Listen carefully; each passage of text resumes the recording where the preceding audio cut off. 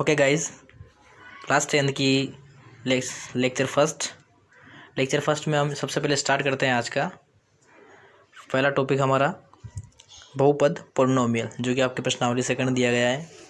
सबसे पहले हम बात करेंगे कि आपके क्लास 9 में क्या क्या पढ़ चुके हो, और उसके बाद में हम बात करेंगे कि क्लास 10 में आप क्या पढ़ने वाले हो। क्लास 9 में हम आपको थोड़ा सा जो है वापस से रिमेंबर करा देंगे, उनको याद करवा देंगे कि आपने क्या क्या पढ़ा था। थोड़ा सा हल्का सा टच करते हुए चलेंगे, उसके बाद में आपके क्लास 10 की बात करेंगे। ठीक है, क्लास 9 में आपने एक तो सबसे पहले आपका चरपद और अचरपद पढ़ा होगा। चरपद क्या होती है? जिसकी वैल्यू हमें निकालनी होती है, जिसकी वैल्यू हर इक्वेशन के हिसाब से अलग अलग होती है। लेकिन अचरपद की बात करते हैं तो अचरपद हमेशा एक फ़िक्स वैल्यू रखता है। अचरपद हमेशा एक फ़िक्स वैल्यू रखता है, और अचरपद जो होते हैं आपके वो एक रियल नंबर्स होते हैं। रियल नंबर्स मतलब वास्तविक संख्याएं होती है। वास्तविक संख्याएं होती है तो आप भी जानते हो वास्तविक संख्याओं के मान हमेशा फिक्स होते हैं। तो ये आपके अचरपद, ये ध्यान रखना, अचरपद को रियल से वास्तविक संख्याओं से कनेक्ट करके रखना, ताकि आपको हमेशा याद रहेगा। और चरपद में क्या होता है? चरपद को हम लेते हैं एक्स वाई जेड आदि से डिनोट करते हैं, यू वी डब्ल्यू एक्स वाई जेड आदि से डिनोट करते हैं, जिसकी वैल्यू में निकालनी होती है इक्वेशन में से। वो आपका बहुपद में चरपद होता है।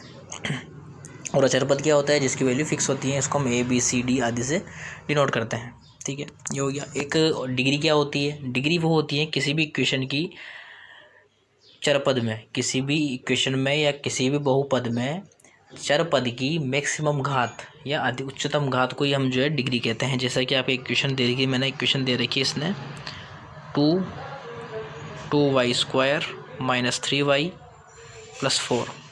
तो इसमें चरपद नहीं है यहाँ, तो यह पूरा चरपद हो गया। यहाँ चरपद हैं तो लेकिन y की वैल्यू 1 है, y की पावर 1 है, y की पावर 1 है, और यहाँ y की पावर 2 है। तो y की पावर 2 है तो इसमें सबसे ज़्यादा घात क्या होगी? 2। तो आपकी हो जाएगी डिग्री बहुपद की घात या उच्चतम घात। ठीक है, अब होता क्या है, जैसे आपको डिग्री बताया मैं, तो जिसमें डिग्री 1 होगी, मतलब जिसमें पूरे बहुपद में अगर मैक्सिमम घात, पूरे बहुपद में चरपद की अगर मैक्सिमम घात 1 होगी, तो वो तो आपका होगा रेखिक बहुपद। जैसा इक्वेशन में दे रखा है यहाँ पे 2x - 3, इसमें x केवल चरपद हैं, x चरपद हैं, और चरपद की जो घात है वो केवल 1 है, तो ये आपका रेखिक बहुपद हो गया। ऐसे देख लो √3x + 5, x की पावर भी 1 है, और एक और ये है y + √2, तो यहाँ भी y की पावर 1 है, x - 2/11, तो ये भी x की पावर 1 है, और 3z + 4, यहाँ भी z की पावर 1 है। तो ये आपका रेखिक बहुपद हो गया। अब जैसे हमने एक पावर देखी, ऐसे अगर 2 पावर आ जाएगी तो हो जाएगी द्विघात बहुपद, और अगर 3 पावर आ जाएगी तो हो जाएगी आपकी त्रिघात बहुपद। इनको भी समझ लें, दोनों को भी आगे। जैसा कि आपके क्वेश्चन में दे रखा है 2x², जैसा कि क्वेश्चन में दे रखा है ये 2x² + 3x - 2/5। तो मैं चरपद की मैक्सिमम पावर यहाँ पे 1 है, यहाँ कितने की चरपद की मैक्सिमम पावर 2, तो ये हो गया आपकी द्विघात बहुपद।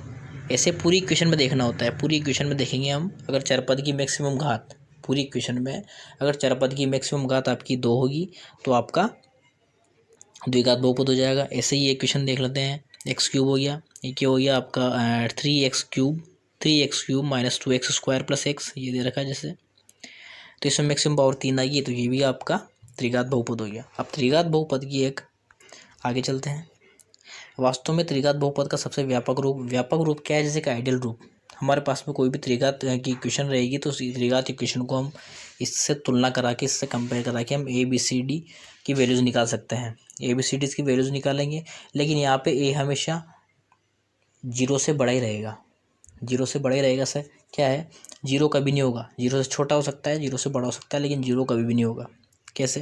क्योंकि अगर यहाँ पे हम 0 कर देंगे तो ये पूरी x की वैल्यू x³ भी 0 हो जाएगी, और ये 0 होते ही यहाँ पे x² हो जाएगा, तो ये आपकी द्विघात बहुपद बन जाएगी। तो यहाँ पे a की वैल्यू हमेशा 0 से बड़ी या 0 से छोटी होगी, लेकिन 0 के बराबर कभी भी नहीं होगी।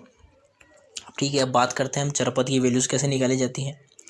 जैसे यहाँ पे त्रिघात बहुपद का सबसे व्यापक रूप ये है, तो इसी द्विघात बहुपद का सबसे व्यापक रूप होता है आपका ax² + bx + c, ये आपका द्विघात बहुपद का व्यापक रूप होता है। ऐसे ही हम बात करेंगे रैखिक बहुपद की, तो हो जाएगा आपका ax + b। ठीक है, चलो आगे चलते हैं। तो हम देखते हैं चरपद की वैल्यूज़ कैसे निकालते हैं। चरपद से एक्स की वैल्यूज़ कैसे निकालते हैं, अगर बहुपद में आपका एक्स है तो वाई की वैल्यूज़ कैसे निकालते हैं, अगर आपका बहुपद में वाई है तो जेड की वैल्यूज़ कैसे निकालते हैं, यू की वैल्यूज़ कैसे निकालते हैं, मतलब कोई भी चरपद होता है उसकी वैल्यूज़ कैसे निकाली जाती है। सबसे पहला तरीका तो ये होता है, इसमें अब हम जो है एक्स की वैल्यूज़ पुट कर करके देखते हैं, या एक्स का मान 1 रख लिया तो अगर होता क्या है, जैसे आपकी कोई भी इक्वेशन है, ये जैसे इक्वेशन दे रखी है इसने x² - 3x - 4 = अगर इसमें x की वैल्यू कोई भी रखने पर अगर इस पूरी इक्वेशन या बहुपद का मान अगर 0 आ जाए तो उसको हम इसका बहुपद का शून्यक कहते हैं। क्या कहते हैं? शून्यक। जैसे कि हम आगे पढ़ेंगे अभी। तो क्या करते हैं हम शून्यक ज्ञात करने के लिए, शून्यक ज्ञात करने का मतलब यही है कि एक्स की ऐसी वैल्यूज़ निकालना जिससे पूरी बहुपद का मान 0 हो जाए। तो शून्यक निकालने के लिए क्या करते हैं हम, एक तरीका तो ये है, एक्स की वैल्यू 1 रख ली, फिर एक्स की वैल्यू 2 रख ली, फिर एक्स की वैल्यू 3 रख ली, ऐसे पुट कर कर देखते जाओ, और जिस भी बहुपद का मान जो अगर आपका 0 के इक्वल आ जाए, 0 के इक्वल आ जाए तो वो आपका क्या हो जाएगा? शून्यक हो जाएगा। x² अगर मतलब द्विघात बहुपद में 2 शून्यक निकलेंगे, त्रिघात बहुपद में 3 शून्यक निकलेंगे, और रेखिक बहुपद में हमेशा 1 शून्यक निकलेगा। ये आपको ध्यान रखना, ठीक है। क्या? रेखिक बहुपद में 1 शून्यक निकलेगा, द्विघात बहुपद में 2 शून्यक निकलेंगे, और त्रिघात बहुपद में आपका जो है 3 शून्यक निकलेंगे, ठीक है। आगे चलते हैं।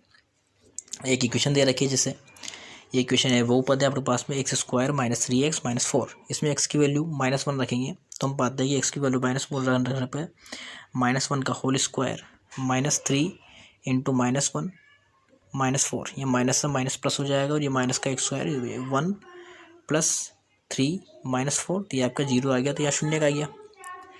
ऐसे x की वैल्यू 4 रखेंगे तो ये भी 0 आ जाएगा, तो यहाँ से क्या आएगी? शून्य इसके शून्य का आ गया, एक तो आपका -1, एक आ गया आपका 4।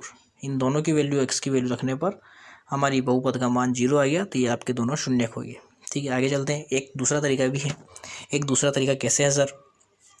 एक दूसरा तरीका ऐसे है आपको, जैसे हम फर्स्ट रेखिक बहुपद से स्टार्ट करते हैं। रेखिक बहुपद से स्टार्ट करेंगे, जैसे कोई भी इक्वेशन दे रखी है आपको रेखिक बहुपद में 2x + 3 दे रखी है, ये तो होगी आपकी रेखिक बहुपद, क्योंकि इसमें आपका जो है इक्वेशन इसकी चरपद की वैल्यू, चरपद का उच्चतम घात जो है 1 ही है। अब शून्यक निकालने के लिए क्या करना होता है? इसको 0 के इक्वल करना होता है, ठीक है, 0 के इक्वल करना होता है। मैंने आपको बताया था रेखिक बहुपद में हमेशा एक ही शून्यक दिया। अब जैसे ही मैं इस प्लस के 3 है इसको उधर भेजूंगा तो माइनस का 3 हो जाएगा, तो क्या आ जाएगा यहाँ पे? 2x = -3, और तो x बराबर क्या आ जाएगा? ये 2 उधर जाएगा तो डिवाइड में हो जाएगा, तो -3/2, एक शून्य का गया इसका। तो इसमें क्या आया? ये तो था आपका a, ये था आपका b, तो क्या आएगा? x = b/a माइनस, ये तो आ गया रेखिक बहुपद का। क्या आ गया सर? b/a, वो माइनस के मतलब -b/a, ये आ गया रेखिक बहुपद के लिए आपका शून्यक निकालने का डायरेक्ट फॉर्मूला, या डायरेक्ट ट्रिक कह दो, आप कैसे भी कह सकते हो।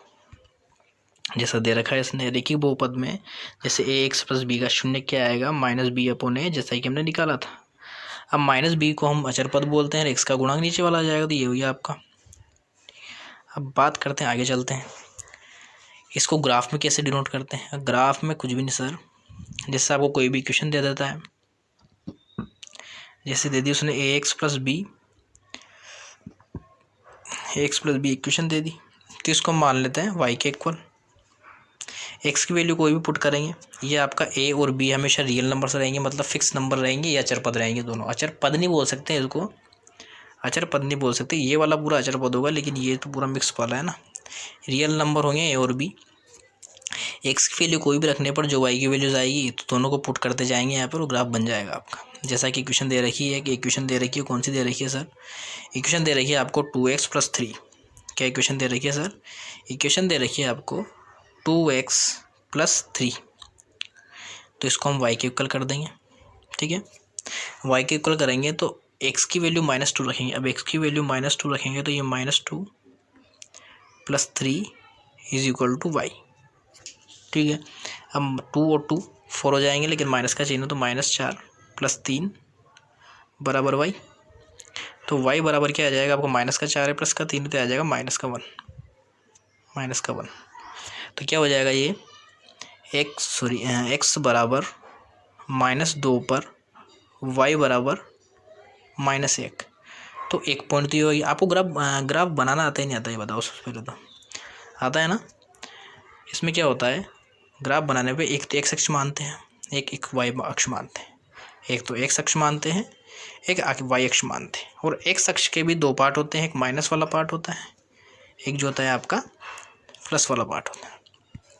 जैसा ये ग्राफ बनाया गया है, ये वाला एक्स अक्ष रहेगा आड़ा वाला, हॉरिजॉन्टल वाला, और ये वर्टिकल वाला आपका वाई अक्ष रहेगा।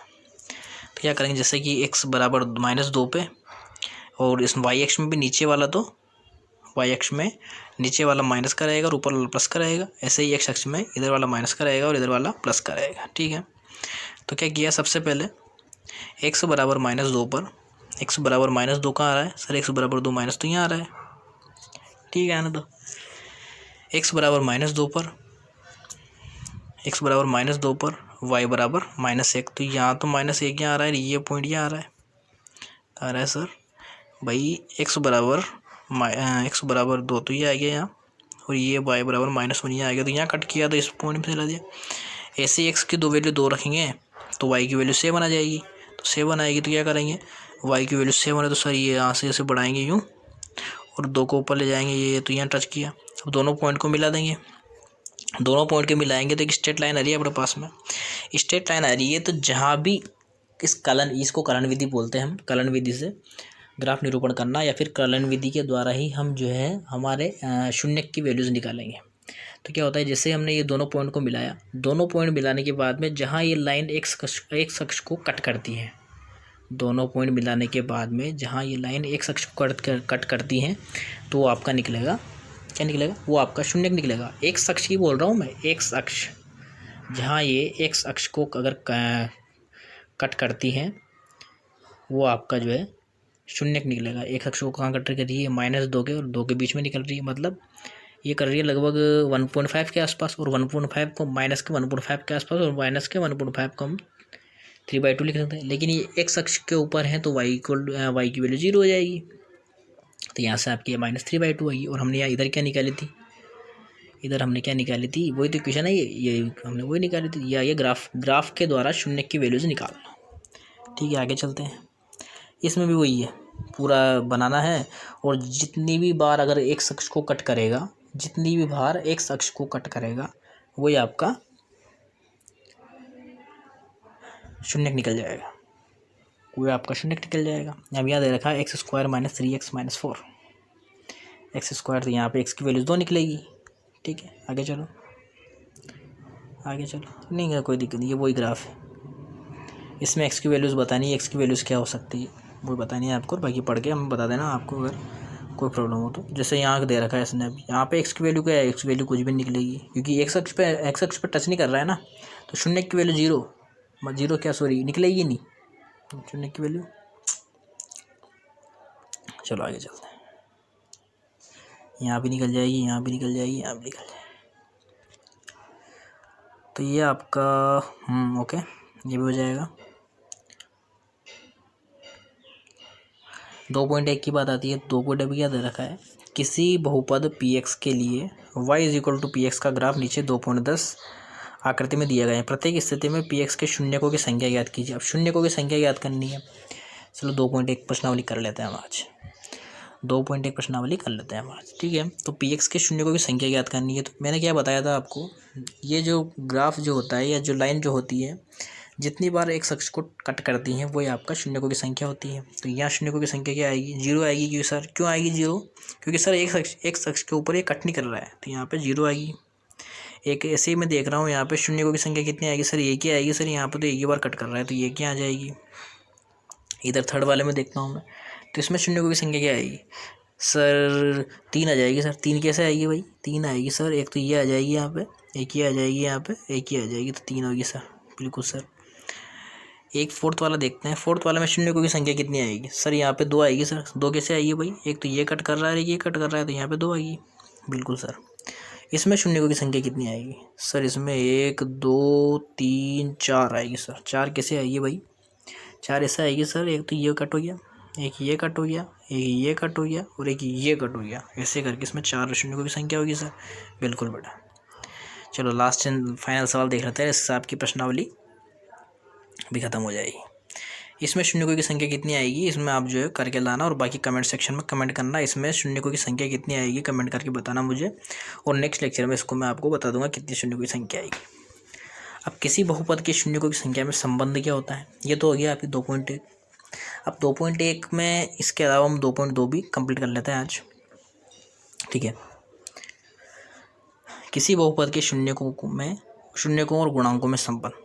अब शून्यकों और गुणांकों में संबंध क्या होता है, जैसे कि मैंने आपको पहले बता दिया, जैसे ये आपकी रेखिक बहुपद था ax + b, तो इसमें शून्य क्या निकला था, शून्य मान लो अल्फा आ गया हमारा, तो शून्य अल्फा आ गया तो क्या आया था अपना x b/a, यह आपका संबंध निकल गया ऐसे। ऐसे द्विघात बहुपद की बात आएगी, द्विघात बहुपद में क्या होगा, द्विघात बहुपद का एक फंडा होता है सीधा सीधा। द्विघात बहुपद को मैंने आपको कंपैरिजन करना सिखाया था, या तो आप कंपैरिजन करना सीख लो, अगर आपको कंपैरिजन करना नहीं आता है तो -b/a था, क्या था, -b/a था सर। तो यहाँ क्या था, जैसे ax², ये द्विघात बहुपद के लिए बता रहा हूँ मैं, bx + c, ये x² का गुणांक है, ये x का गुणांक है और ये c केवल, ठीक है। तो क्या है, शून्यकों का योग, मतलब हमेशा इसमें 2 शून्यक निकलेंगे, दोनों शून्यक मान लेते हैं हम अल्फा + बीटा = इसमें निकलता है -b/a, राइट सर, बिल्कुल राइट सर। और शून्यकों का गुणनफल मतलब अल्फा × बीटा बराबर निकलता है, क्या निकलता है सर, इसमें निकलता है अचरपद आपका c/a। ये दोनों नोट कर लेना, ये दोनों फॉर्मूले आपके काम आएंगे, और इसमें बोर्ड क्लास में हमेशा 110% आपको 1 से 2 क्वेश्चन हमेशा मिलेंगे, 100%। तो ये द्विघात बहुपद के लिए दोनों फॉर्मूले नोट कर लेना, अल्फा + बीटा = -b/a और अल्फा × बीटा = c/a, ठीक है। ये दोनों फॉर्मूले नोट कर लेना। ये एक आपको जो है फॉर्मूला देगा शून्यक निकालने के बाद में, शून्यकों के सत्यापन में भी आपका ये फॉर्मूला काम आते हैं दोनों, ठीक है। जैसे आपको इक्वेशन दे रखी है, इसने क्या इक्वेशन दे रखी है सर, इक्वेशन दे रखी है इसने 2x² -8x + 6, इसको तोड़ा जाता है 8x को तोड़ने के बाद में क्या निकलता है, 8x को ऐसे भागों में तोड़ा जाता है, ये ऐसे भागों में तोड़ा जाता है जिसको ऐड करने पर वापस माइनस का 8x आना चाहिए, -8x है तो -8x आना चाहिए, और मल्टीप्लाई करने पर a × c आना चाहिए, मतलब 12 आना चाहिए। तो जैसा कि देख रहा हूँ मैं, एक तो 6 × 2 हो जाएगा, एक 2 × 6 हो जाएगा, इसको माइनस कर दो, इसको माइनस कर दो, तो 6 × 2 भी ले सकता हूँ मैं, 2 × 6 भी ले सकता हूँ, ठीक है। और इसका कोई हो नहीं सकता, अगर मैं 3 × 4 12 तो हो जाएगा, लेकिन दोनों को ऐड करने पर 7 आएगा, या फिर अगर एक माइनस का ले लूँगा तो माइनस का 1 या प्लस का 1 आ जाएगा, तो ये तो पॉसिबल नहीं हो सकता। तो आपका या तो -6 और 2 ले लो, या -2 और 6 ले लो, लेकिन यहाँ दोनों माइनस लेने पड़ेंगे। दोनों माइनस क्यों लेने पड़ेंगे, आपने बोला भी नहीं बीच, दोनों माइनस क्यों लेने पड़ेंगे सर, दोनों माइनस इसलिए लेने पड़ेंगे कि 2 -8 है, और अगर -8 थे तो -8 और -6 और माइनस दोनों को ऐड करेंगे तो -8 तब आएंगे, और दोनों का एडिशन +12 भी आ जाएंगे, और -8 दोनों का एडिशन भी आ जाएगा, और दोनों का मल्टीप्लिकेशन +12 भी आ जाएंगे, ठीक है। तो आगे बढ़ते हैं। तो इसको सोल्व करने के लिए ये वैल्यूज पुट कर दी इसमें, 2x² -6x -2x + 6, ठीक है। तो यहाँ से क्या करेंगे, हम 2x कॉमन लेंगे, 2x अगर मैं कॉमन लूँगा तो यहाँ क्या है, 2x² -6x -2x 6, तो 2x अगर कॉमन लूँगा मैं यहाँ पे, 2x कॉमन लेने के बाद में यहाँ क्या बच जाएगा सर, x बच जाएगा केवल, बिल्कुल। यहाँ क्या बच जाएगा, 2x कॉमन लो तो -3 बच जाएगा सर। अभी अगर माइनस कॉमन ले लूँगा मैं, माइनस अगर कॉमन ले लिया -2, तो यहाँ बच जाएगा केवल x, वो प्लस का बचेगा, माइनस हमने ऑलरेडी कॉमन ले लिया, और यहाँ अगर प्लस है हमने माइनस अगर कॉमन ले रखा तो यहाँ बचेगा माइनस, और 6 में से 2 कॉमन ले लिया तो 3, तो x, और उसके बाद में क्या बताया था मैंने आपको, इसकी वैल्यू 0 कर देंगे तब जाकर शून्य के बराबर होगी। तो एक तो आ गया आपका 2x -2 और x -3 = 0, क्या आया, एक आ गया आपका 2x -2 और एक आ गया आपका x -3 = 0। पहले मैं फर्स्ट वाले को 0 को इक्वल करूँगा। पहले मैं फर्स्ट वाले को जैसे 2x minus 2 is equal to का 0 के इक्वल करूँगा तो ये आ जाएगा आपका 2x 2, ये 2 माइनस का उधर जाएगा प्लस का हो जाएगा, तो x बराबर 1, तो 1 आ गया आपका शून्यक। सेकंड शून्यक की बात करूँगा तो x minus 3 is equal to 0 है, और ये माइनस का 3 उधर जाएगा तो प्लस का 3 हो जाएगा, तो आपका एक शून्यक तो निकल गया 1 और एक शून्यक निकल गया आपका 3, ये दोनों शून्यक आ गया आपके। ये शून्यक तो आया आपको सोल्व करने के ऊपर, लेकिन उस संबंध को सत्यापित करने वगैरह के ऊपर कैसे इनको सत्यापित करना है, तो सत्यापित कैसे करेंगे हम, एल्फ़ा प्लस बीटा, एक शून्यक एल्फ़ा मान लेंगे, एक शून्यक बीटा मान लेंगे, तो alpha plus beta is equal to क्या था, alpha plus beta is equal to था आपका माइनस बी क्या है कंपैरिजन करने पर, बी आएगा आपका माइनस का 8 और ए क्या है 2, ये क्या है, यह है alpha plus beta is equal,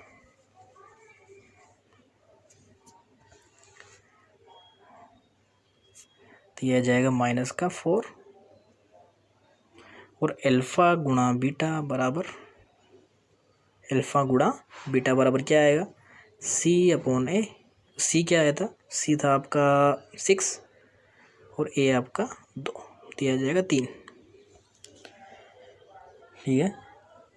alpha into beta is equal to 3 और alpha plus beta is equal to -4, वही आपका एक वैल्यू निकली थी ये और एक ये निकली थी, तो ये जैसे कि दे रखा है शून्य का योग इज इक्वल टू ये आ गया और शून्य का गुणनफल इज इक्वल टू ये भी आ गया, ये माइनस ऑलरेडी था यहाँ पे 8 में माइनस ऑलरेडी है, तो माइनस माइनस प्लस हो जाएगा तो प्लस का 4 आएगा यहाँ पे, ठीक है। ये जैसा कि दे रखा है इसने,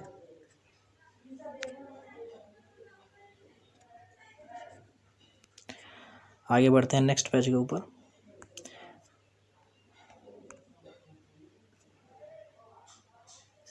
द्विघात बहुपद x² + 7x + 10 के शून्य ज्ञात कीजिए और शून्य को गुणनफल और बीच के संबंध ज्ञात सत्यता की जांच कीजिए। अब जैसा कि दे रखा है आपको, इसमें क्या दे रखा है सर, इक्वेशन दे दी इसने x² + 7x + 10, ठीक है। तो इनको तोड़ेंगे हम तो आ जाएगा आपका x² + 5x, 5 और 2 में तोड़ लूँगा तो 5 दूना 10 आ जाएगा और 7 दोनों मिलकर हो जाएंगे, तो 2x + 10, x कॉमन लूँगा दोनों में से तो x + 5, यहाँ से 2 कॉमन लूँगा तो +2 x + 5, ठीक है। तो एक तो x + 5 आ गया, तो x की वैल्यू आ जाएगी, इसको 0 रखूँगा मैं तो इधर जाएगा तो माइनस का हो जाएगा, तो एक तो ये x की वैल्यू आ जाएगी -5 और यहाँ क्या था x + 2, तो एक x की वैल्यू आ जाएगी -2। शून्य क्या आ गया आपका, एक तो आ गया शून्य क्या आया, एक तो शून्य का आ गया आपका -5 और एक आ गया शून्य का आपका -2 आ गया सर, जी सर आ गया। अब सत्यापित करने की बात है, सत्यापित करने में क्या था, दोनों शून्य का आ गया आपके एल्फ़ा और बीटा, तो alpha plus beta is equal to था आपका -b/a, तो b तो था 7, तो -7 और ये a था आपका 1, तो ये माइनस का 7 तो आ गया एल्फ़ा प्लस बीटा, ठीक है सर। और एल्फ़ा गुणा बीटा इज इक्वल टू क्या था, एक शून्य था आपका -5 और एक शून्य था आपका क्या था सर, -2, तो -5 और -2 वो था आपका c 10 और ये 1, और ऐसे भी अगर निकालो दोनों शून्य को गुणा करोगे तो ये -5 था, ये -2 था, दोनों को गुणा करेंगे 10 आएगा, ऐसे ही ये -5 था और ये -2 था, दोनों को ऐड करूँगा तो -7 आएगा। तो ऐसे भी इसको सत्यापन, तो इससे बोलते हैं हम सत्यापन कैसे करते हैं, सत्यापन ऐसे करते हैं, ठीक है सर। ये हो गया आपका द्विघात बहुपद की बात। अब आगे चलते हैं नेक्स्ट पेज को, ये क्वेश्चन आप कर लेना, x² - 3 के शून्य ज्ञात कीजिए और शून्य को गुणन के बीच में, ठीक है। इसमें क्या दिक्कत है, जैसा आपको शून्य ज्ञात करना है इसको, तो x² - 3 इज इक्वल टू 0 कर देंगे, ठीक है। अब इसको 3 को उधर भेजूंगा मैं तो ये आ जाएगा आपका प्लस का 3 हो जाएगा, और प्लस का 3 हो जाएगा तो ये क्या आ जाएगा x² बराबर 3। अब ये x² है तो x बराबर आ जाएगा यहाँ से √3, एक बार √3 प्लस का हो जाएगा, एक बार तो माइनस का हो जाएगा, दो वैल्यूज निकल गई यहाँ पे, कैसे निकलेगा वो हो जाएगा, आप कर लेना, alpha plus beta is equal to वही कर लेना, हो जाएगा, ठीक है। द्विघात बहुपद ज्ञात कीजिए, इसके शून्य का योग और गुणनफल क्रमशः -3 और -3 और 2 है। अब इसमें उल्टा दे दिया हमें। शून्यकों का योग क्या है आपका? शून्यकों का योग है, शून्यकों का योग अल्फा प्लस बीटा बराबर -3 और शून्यकों का गुणनफल क्या है? अल्फा इंटू बीटा, यह है आपका 2। एक ध्यान रखना हमेशा, शून्यकों का योग वगैरह सब दे दिया इसने, ठीक है। एक चीज़ ध्यान रखना, शून्यकों का योग क्या दे रखा है? -3 और शून्य का गुणनफल दे रखा है 2।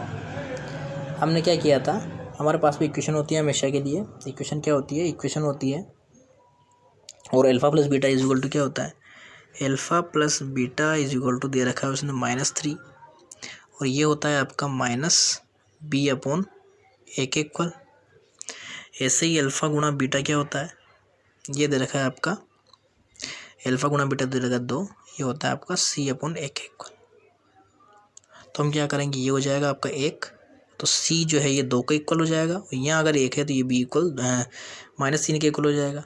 तो अगर द्विघात समीकरण है तो द्विघात समीकरण के लिए क्या होता है, तो यहाँ से a की वैल्यू तो आएगी आपकी 1, b की वैल्यू क्या आएगी? b की वैल्यू 2 और c की वैल्यू क्या आएगी आपकी सॉरी b की वैल्यू आएगी -3 और c की वैल्यू आएगी आपकी 2, ठीक है।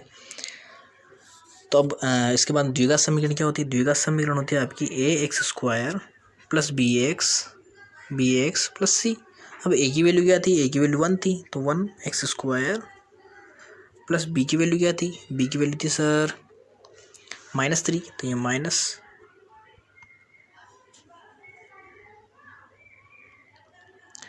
प्लस हो जाएगा, प्लस तो +3 हो गया, प्लस 3x प्लस 2, यह आ गया आपकी द्विघात समीकरण, ठीक है। और बाकी क्वेश्चन भी कराओ आप, इसके अलावा जो क्वेश्चन नहीं आया आपको कमेंट सेक्शन में कमेंट कीजिए और नेक्स्ट वीडियोस में आपके पूरे क्वेश्चंस हो जाएंगे। हम आपको जो है टेक्स्ट बुक के पूरे A to Z क्वेश्चन कराएंगे उदाहरण के साथ में, उदाहरण प्रश्नावली वगैरह सब एक साथ हो जाएंगे। एक और देख लेना, जैसे आपकी त्रिघात बहुपद समीकरण होती है त्रिघात वाली, तो त्रिघात में क्या होता है? Alpha plus beta plus gamma, इसमें 3 शून्य निकलते हैं, तो तीनों शून्यों का योग होता है -b/a, मल्टीपल होता है c/a और ये तीनों का मल्टीपल निकलता है -d/a। इसका भी एक उदाहरण देख लेते हैं, जैसे ये समझना इसको, अगर समझ में नहीं आया तो वैसे ये आपके पेपर में नहीं आएगा, एग्ज़ाम के हिसाब से इम्पोर्टेंट नहीं है, तो ये पेपर में नहीं आएगा, आउट ऑफ सिलेबस है आपके, ठीक है। प्रश्नावली 2.2 की बात करते हैं, तो निम्न द्विघात बहुपदों के शून्य ज्ञात कीजिए। शून्य का आप ज्ञात करना, शून्य जो समझ में नहीं आया वो शून्य लेना, ज्ञात कीजिए, सत्यता की जांच भी कीजिए, ठीक है सर। एक द्विघात बहुपद ज्ञात कीजिए जिसके शून्यकों का योग और शून्य का गुणनफल क्रमशः दिए गए हैं, ठीक है। हम ऐसा करते हैं, मैं आपको 1-2 क्वेश्चन करके बता देता हूँ, और जो क्वेश्चन आप कर लो तो उसके सॉल्यूशन आंसर जो है नंबर वाइज लिख के इसमें सेंड कर देना, आप कमेंट सेक्शन में कमेंट कर देना, और बाकी बचे हुए सारे क्वेश्चन जो हम नेक्स्ट लेक्चर में कवर कर लेंगे। फर्स्ट क्वेश्चन देख लेता हूँ, जैसे फर्स्ट का ये फर्स्ट वाला क्या दे रखा है इसने, x² -2x -8। शून्य के निकालने के लिए सबसे पहले तो इसको 0 करूँगा मैं। अब क्या करना है मुझे, -8 लाना है, तो -8 कैसे लाऊंगा, तो ये 8 को 1 से गुणा करूँगा सबसे पहले, तो तब 1 8 आ सकता है। एक 4 को 2 से कर सकता हूँ, तो 4 को तो अगर 2 से करूँगा तो 8 भी आ जाएगा, लेकिन 8 को 1 से करूँगा तो 2 आने के चांसेस है ही नहीं। 4 में से अगर 2 गया तो 8, फिर 2 भी बच जाएगा, लेकिन माइनस का 2 लाना तो इसको माइनस कर दूंगा और इसको प्लस कर दूंगा, ठीक है। तो इसको सोल्व करते हैं हम। दिया गया x² -4x + 2x -8 is equal to 0 कर देंगे। यहाँ से x कॉमन लेंगे तो आ जाएगा x -4, यहाँ से यहाँ x आएगा ऑटोमेटिक सर, यहाँ +1 कॉमन ले लेंगे, यहाँ पे आ जाएगा 2 कॉमन ले लेंगे तो आ जाएगा x -4। x -4 is equal to 0 करेंगे तो x की वैल्यू आ जाएगी, यहाँ से एक तो 4 आ जाएगी, और ये x + 2 है तो x की वैल्यू -2 आ जाएगी। तो ये तो आपके निकल गया शून्य। क्या आया, एक शून्य का आया, एक तो 4, शून्य का तो 4 आया, एक आया -2, एक शून्य 4 आया, एक शून्य का आया -2। अब एक शून्य अल्फा मान लेते हैं, एक शून्य बीटा मान लेते हैं, उसमें क्या है, एक 4 आया, एक आया -2। अब शून्य के सत्यापन की बात है तो अल्फा प्लस बीटा क्या होता है? अल्फा प्लस बीटा होता है सर, फर्स्ट ये समीकरण ली थी हमने, अल्फा प्लस बीटा होता है सर माइनस बी, तो माइनस का 2 पहले से दे रखा, तो माइनस का तो ये तो फॉर्मूले का लगेगा, और -2/1, तो -2 प्लस का 2 आ रहा है, दोनों को ऐड करूँगा 4 -2 ये भी आ रहा है, प्लस का 2, तो सत्यापन हो गया पूरा कंप्लीट। अल्फा गुणा बीटा क्या बताया था मैंने, जैसे कि आपको दे रखा है यहाँ पे, क्या है ये सर, ये -8 है। अल्फा गुणा बीटा तो क्या था, -8 अपॉन ए, मतलब C अपॉन ए, ये -8 आ रहा है, तो गुणा करने पे क्या आएगा, 4 ये है, और ये -2 तो 4 × 2, -2 तो -8, ये भी सत्यापन फिक्स हो गया। तो ये फर्स्ट वाला क्वेश्चन हो गया। बाकी के क्वेश्चन आप second, third, fourth, fifth and sixth पाँचों क्वेश्चन करना, और कमेंट सेक्शन में इसका आंसर लिखना, ठीक है सर। बाकी हम सेकंड वाले का एक क्वेश्चन देख लेते हैं, इसके भी क्वेश्चन करके देखना, और अगर नहीं आए तो आप जो है कमेंट में, हम नेक्स्ट लेक्चर में इसको कवर कर लेंगे। नेक्स्ट लेक्चर में हम 2.2 के जो जितने भी सवाल बचे हुए हैं वो, और बाकी जो 2.3 बची हुई है उसको कवर कर लेंगे, ठीक है। 2.2 के सेकंड के फर्स्ट वाले क्वेश्चन की बात करता हूँ। इसमें क्या दे रखा है, शून्यकों का योग, मतलब alpha plus beta is equal to दे रखा है 1/4, ठीक है, 1/4 दे रखा है, और अल्फा गुणा बीटा, मतलब alpha beta is equal to दे रखा है -1, ठीक है। अब alpha plus beta is equal to होता है -b/a, तो इसको इक्वल कर दूंगा मैं 1/4, ठीक है। और अल्फा गुणा बीटा का वैल्यू होती है, वो होती है आपकी C/a, तो C/a को इक्वल कर दूंगा मैं, C/a कितना है आपका -1, ये -1, ठीक है।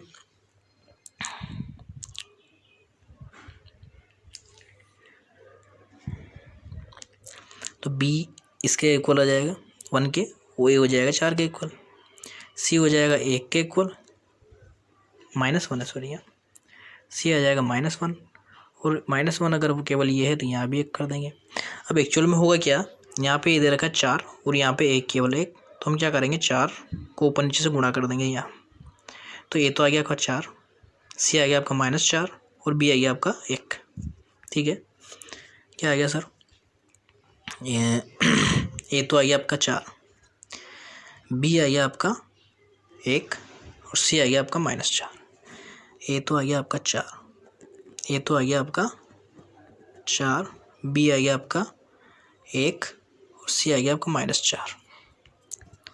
इसको रफ कर देता हूँ मैं, और आपको पूरी क्वेश्चन बना के दिखाता हूँ। द्विघात समीकरण क्या होती है सर? द्विघात समीकरण मैं आपको कितनी बार तो बता चुका हूँ सर, ये होती है द्विघात समीकरण ax² + bx + c।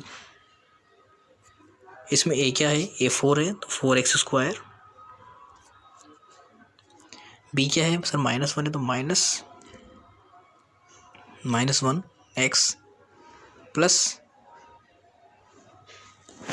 इसकी वैल्यू, c की वैल्यू -4 आ रही है, तो ये -4, यही आपकी द्विघात समीकरण, 4x² - x -4, ये माइनस है, ठीक है सर। आपको जो भी क्वेश्चन आए आप सॉल्व कर देखना, जो क्वेश्चन हो जाए वो आप कमेंट सेक्शन में कमेंट करना उसका आंसर, बाकी हम जो है नेक्स्ट लेक्चर में कवर करेंगे। Thank you.